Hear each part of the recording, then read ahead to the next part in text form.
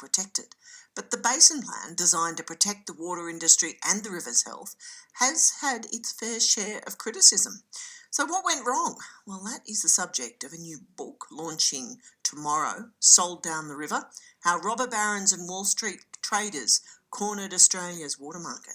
And here to talk to me about this is one of the co-authors and member of the Energy Transition Hub at the University of Melbourne, Scott Hamilton. Scott, good morning. Hello, Sally. How are you today? Excellent, thank you. What is your impression of the state of the water industry at the moment?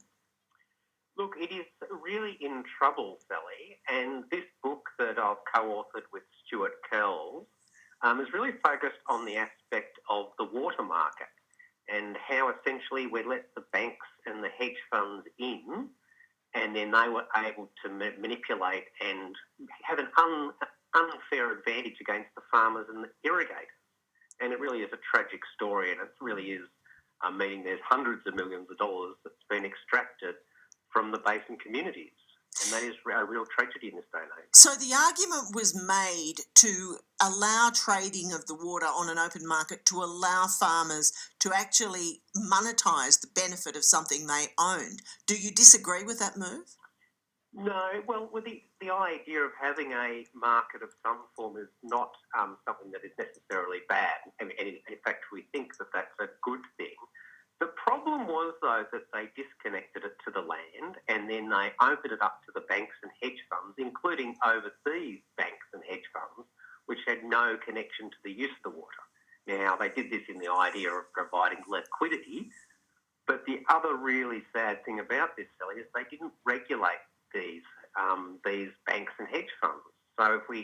And they actually chose not to. And the actual trading of the market is worth about $1.8 billion a year, the ACCC found, and the total value of the market is about $26 billion. This is huge money, and we didn't regulate the hedge funds and the banks. One of the criticisms I've heard about the state of debate over the water industry, the water market in Australia, is that it is so complex that people don't understand it. The language is complicated, and it's something that it operates at a higher level that even journalists who cover it struggle to deal with. Absolutely, Sally. And it even changes between states. So the idea of what is an entitlement in Victoria is very different to what an entitlement is in New South Wales. And this means also that there's not a single price as well. So you've got confusing language, multiple different prices, which means it's a paradise for arbitrage. So someone that's got the smartest computers and the most amount of time can sit there and play the market versus the stories in the book, which I think that you'll find really fascinating. There's a story of a farmer standing on the top of a tractor trying to get the Wi-Fi or else the link to make a trade. Or else there's a guy, Laurie Beer, on the other end of the trade using his Harvey Norman laptop versus the multi-million-dollar guys with the supercomputers. So in this book, do you just look at what the problem is? Is it just a history of how we got to this point, or are you promulgating some ways to move forward to try and change the situation? No, totally. There's a section in the end of the book which is called Fixing the Market, and I think one of the chapters is called Unscrambling the Eggs.